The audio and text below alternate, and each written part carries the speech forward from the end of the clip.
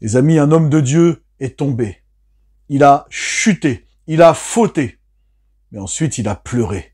Il s'est humilié et il s'est repenti sincèrement. Et Dieu l'a restauré, l'a pardonné, l'a purifié. Et toi, si tu apprends que l'homme de Dieu a chuté, est-ce que tu veux l'aider ou est-ce que tu veux l'achever? Peut-être tu vas le critiquer, l'exposer, le condamner sévèrement. Dans Matthieu 7, au verset 2, Jésus dit « On vous jugera de la manière dont vous avez jugé. On vous mesurera avec la même mesure que vous vous êtes servi. » Attention à la manière dont on va juger et condamner les autres sans miséricorde, les amis. Peut-être qu'à la vue de cet homme qui a chuté, tu cries « Vérité !» mais sans amour. Peut-être que tu cries « Justice !» mais sans grâce. Et ça, ce n'est pas l'esprit du Seigneur Jésus-Christ. Dans Michée 7, au verset 18, Dieu va dire qu'il prend plaisir à la miséricorde. Il prend plaisir à pardonner, à restaurer, à guérir. Il est écrit du roi David que c'était un homme qui marchait avec Dieu, que c'était un homme selon le cœur de Dieu. Et David a chuté. On connaît l'histoire avec Bathsheba, il va commettre l'adultère, il va commettre le meurtre. Il va se repentir sincèrement, il va pleurer sur sa faute. Et Dieu ne va pas le condamner. Est-ce qu'il ne sera plus roi à cause de sa faute? Non, il sera encore roi. Et il sera encore appelé dans la suite de sa vie un homme selon le cœur de Dieu. Parce que il est écrit dans la parole que Dieu ne rejettera jamais un cœur attristé par sa propre méchanceté. Un cœur qui s'humilie devant lui et qui reconnaît sincèrement son péché. Vous savez, il y a cette histoire qui va raconter Jésus où un pharisien et un publicain montent au temple. Il est écrit que le pharisien priait ainsi « Merci Seigneur que je ne sois pas comme tous ces pécheurs. Moi, je donne ma dîme, moi je fais ceci, moi je fais cela. » Et Jésus explique que le publicain n'osait même pas lever les yeux au ciel, qu'il se frappait la poitrine et disait « Je t'en prie, mon Dieu, sois apaisé envers moi qui suis pécheur. » Et Jésus va ajouter « Le publicain retournera dans sa maison justifié, pas le pharisien. » Je veux te dire aujourd'hui que ceux qui jugent sans amour oublient que eux aussi, ils ont été pardonnés. Ceux qui condamnent sans grâce oublient que eux aussi ont besoin de la grâce de Dieu, que eux aussi ne sont que poussière. Alors je dis aujourd'hui assez. Arrêtons de tirer sur nos blessés. L'Église n'est pas un tribunal. L'Église est un hôpital. Si Dieu prend plaisir à la miséricorde, pourquoi toi tu prends plaisir à condamner? Jésus a dit, si ton frère a péché, va et reprends-le seul à seul. S'il t'écoute, tu as gagné ton frère. Voyez, le but est de gagner notre frère, pas de le condamner, pas de l'exposer à la honte, pas de le piétiner, pas de le juger sévèrement. Même Paul dit, redresser avec un esprit de douceur, pas avec un esprit de condamnation. On n'est pas en train de dire qu'on minimise ou qu'on excuse le péché. On n'incite pas à pécher, on doit lutter contre le péché. Mais si ton frère est tombé, va et reprends-le seul à seul, nous dit la Bible, et s'il t'écoute, tu as gagné ton frère. Après, c'est écrit que s'il ne se repent pas, que s'il ne t'écoute pas, là tu prends 2-3 témoins, et s'il n'écoute encore pas, tu le dis à toute l'Église. Et là, la honte sera sur lui. S'il ne se repent pas. Maintenant, moi, je parle de celui qui est attristé par sa méchanceté, attristé par son péché, qui est malheureux, qui s'est repenti devant Dieu, et que Dieu a pardonné, et que Dieu a restauré. S'il t'écoute, tu as gagné ton frère. Le but est de gagner ton frère, pas tout de suite d'être sans miséricorde, de le condamner, de le juger. Parce que, attention, n'oublions pas, on vous jugera, dit Jésus, de la manière dont vous jugez. Donc vraiment, faisons attention de la manière où on traite nos frères et sœurs qui sont tombés mais qui sont malheureux et sincèrement repentants. Parce que c'est écrit dans la parole que c'est la bonté de Dieu qui pousse à la repentance. C'est la tristesse selon Dieu qui conduit à la restauration. Et condamner sévèrement les autres, eh bien, c'est une forme d'orgueil, comme ce pharisien. Merci Seigneur que je sois pas comme ce sale pécheur. Je le condamne, je le juge. Merci Seigneur. Voyez, le pharisien, Jésus dit, repart pas dans sa maison justifié. Parce que nous dit l'épître de Jean? Que celui qui se dit sans péché est un menteur. Mais que si nous confessons nos péchés devant Dieu, eh bien, il est fidèle et juste pour nous pardonner et pour nous purifier de toute iniquité. La Bible dit aussi que celui qui se croit debout prenne garde de tomber. Alors peut-être que tu condamnes sévèrement ton frère ou ta sœur, mais attention, te croyant debout, prends garde de ne pas tomber. Parce que si tu te crois debout, si tu te crois au-dessus des autres pour condamner alors que Dieu lui-même ne condamne pas, qui es-tu toi pour condamner alors que Dieu a pardonné? Qui es-tu toi pour juger alors que Dieu a fait grâce? Souviens-toi d'où tu viens. Pierre a renié Jésus 3 fois. Et Jésus ne lui a fait aucun reproche. Il a dit, Pierre, m'aimes-tu? Paie mes brebis. Jésus l'a restauré. La femme adultère. Jésus a dit, la femme adultère, ils étaient tous sur le point de la lapider. Jésus a dit que celui qui est sans péché, qui n'a jamais commis de péché, lui jette la première pierre. Et accusés par leur conscience, ils se sont retirés un à un. Les amis, quand on juge nos frères et sœurs qui sont tombés, qui sont sincèrement repentants, j'ai envie de dire, mais pour qui on se prend? Pour qui on se prend? Est-ce qu'on se croit vraiment supérieur?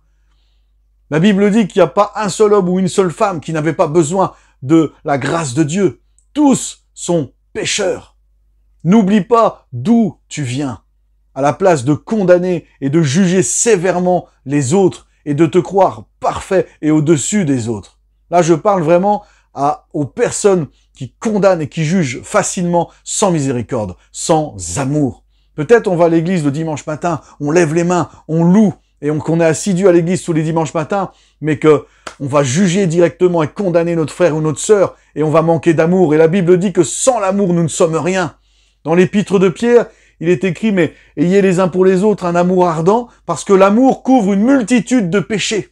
Voilà, l'amour ne condamne pas, l'amour couvre une multitude de péchés, les amis. Vous pouvez lire le psaume 51, c'est le psaume où David se repent du péché qu'il a commis avec Bathsheba et du fait qu'il a envoyé son mari exprès se faire tuer. Ce psaume, on voit vraiment David dans une profonde tristesse, dans une profonde et sincère repentance. Et Dieu l'a laissé continuer à être roi et Dieu a continué de l'utiliser et Dieu l'a restauré, Dieu lui a pardonné. Oui, il y a eu forcément des conséquences sur la terre dans cette vie parce que le péché a toujours des conséquences. Le péché détruit, le péché brise. Mais les amis, quand un homme de Dieu ou une femme de Dieu tombe et qu'elle est sincèrement repentante, qu'elle pleure sur son péché, moi je vous assure que Dieu lui pardonne. Regardez ce passage où Dieu dit « Abandonnez vos pensées d'iniquité et revenez à l'Éternel qui ne se lasse pas de pardonner parce qu'il prend plaisir à la miséricorde, parce que ses voies ne sont pas nos voies et ses pensées ne sont pas nos pensées. » Alors je veux te dire, si toi qui écoutes, tu es quelqu'un qui juge sévèrement, eh bien j'ai envie de te dire que tu manques d'amour, que ce n'est pas l'esprit de Christ. Crois-tu que toi tu n'as jamais eu besoin de la grâce de Dieu et crois-tu que tu n'en auras plus jamais besoin? Est-ce que maintenant tu es prête ou tu es prêt à accepter que Dieu te traite sans grâce et sans miséricorde tellement tu es sûr de toi de mener une vie parfaite jusqu'à la fin? Est-ce que tu voudrais que Dieu agisse ainsi avec toi? Que tu n'aies plus le droit à aucune erreur, que tu ne sois plus sous la grâce, que tu ne sois plus, que tu n'aies plus accès à aucun pardon de Dieu. Es-tu prêt à vivre comme ça? Est-ce que toi, tu n'as plus besoin de la grâce et du pardon de Dieu? Est-ce que ça, tu peux le dire? Pense-y quand tu condamnes et quand tu juges sévèrement ton frère ou ta sœur qui est tombé.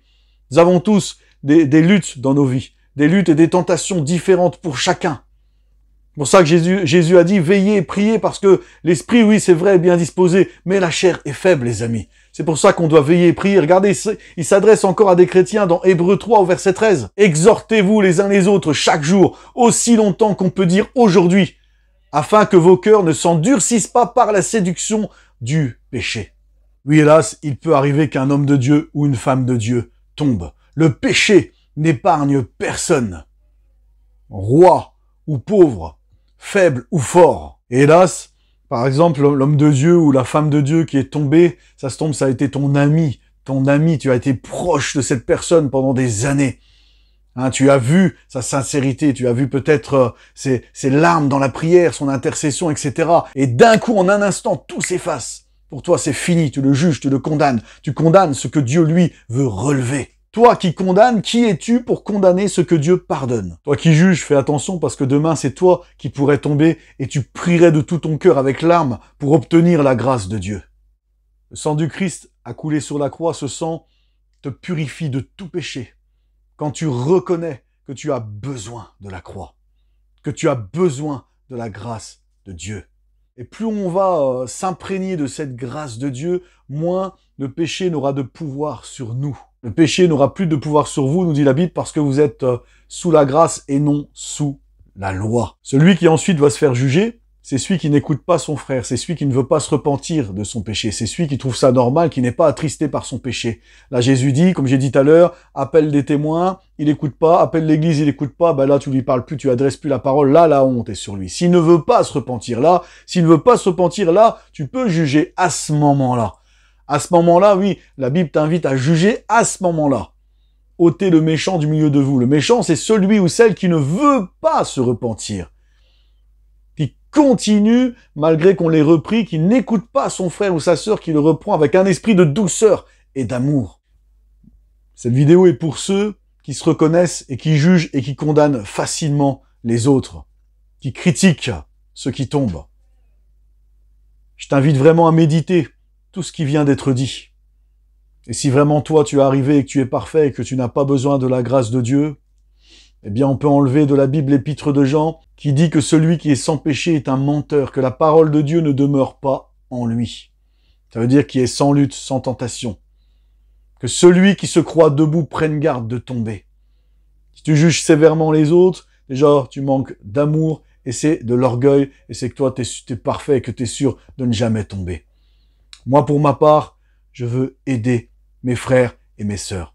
Étant moi-même, les amis, passé par là. Oui. Et c'est en lisant l'histoire du roi David, c'est en lisant le psaume 51 que je me suis relevé, que j'ai accueilli le pardon et la grâce de Dieu pour moi. Parce que oui, c'est vrai, il y a à peine un an, moi, qui suis un homme de Dieu, eh bien, j'ai chuté. Et j'ai eu des frères et sœurs pasteurs qui ont prié pour moi, qui ont exercé la miséricorde de Dieu. Leur amour a couvert mon péché, comme l'amour et la grâce de Christ couvraient mon péché. Pourquoi? Parce qu'ils ont vu que j'étais sincèrement repentant et dans la tristesse, selon Dieu. Et ensuite, bien sûr, il y a tous ceux qui m'ont jugé sévèrement, qui m'ont condamné dans leur cœur. Et pour ceux qui m'ont jugé, pour tous ceux qui m'ont condamné sans amour et sans miséricorde, bien sûr, je me dois de leur pardonner et d'avancer. Mais je ne dois pas les laisser me faire culpabiliser, parce que une fois qu'on s'est repenti, que Dieu a pardonné, la culpabilité ne vient pas de Dieu. Maintenant, Dieu m'a pardonné, je marche avec mon Dieu.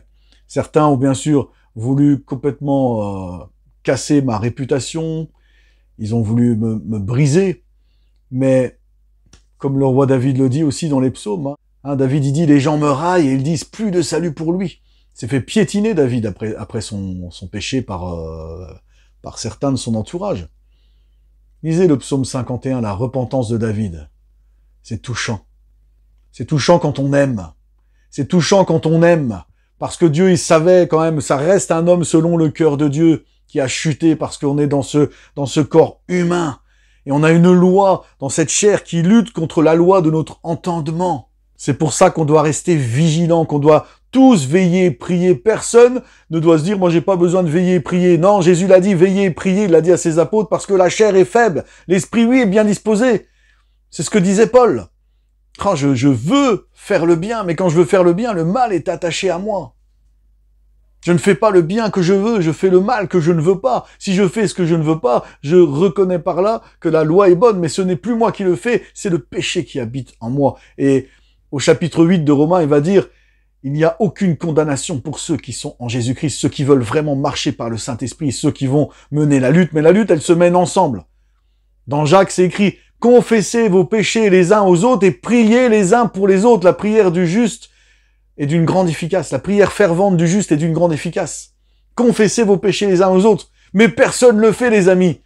Parce que si on est vraiment des chrétiens que du dimanche matin, on veut tous paraître.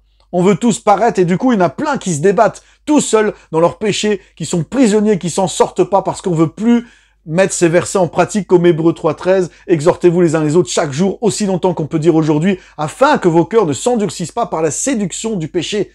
Parce que ça fait pour le combat, il faudrait confesser nos péchés les uns aux autres et prier les uns pour les autres et combattre ensemble. Mais on a tellement peur de se faire juger, de se faire condamner, de casser notre belle, bonne réputation, qu'on est dans le paraître et que chacun se débat avec ses propres luttes, avec ses propres péchés, avec ses propres tentations.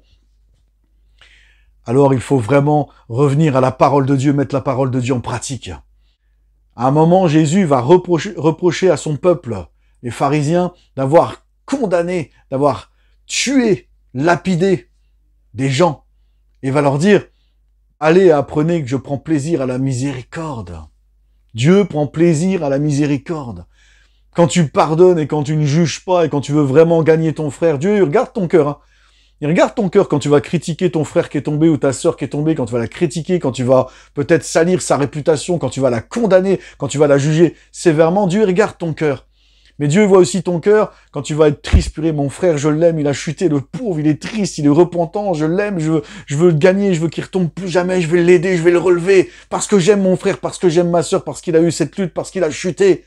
Il a chuté, il s'est fait mal, moi je vais le relever parce que je l'aime. Et comme dit l'épître de Pierre, l'amour couvre une multitude de péchés. C'était très important pour moi aujourd'hui de parler de tout ça, de faire cette vidéo et de parler en vérité, les amis.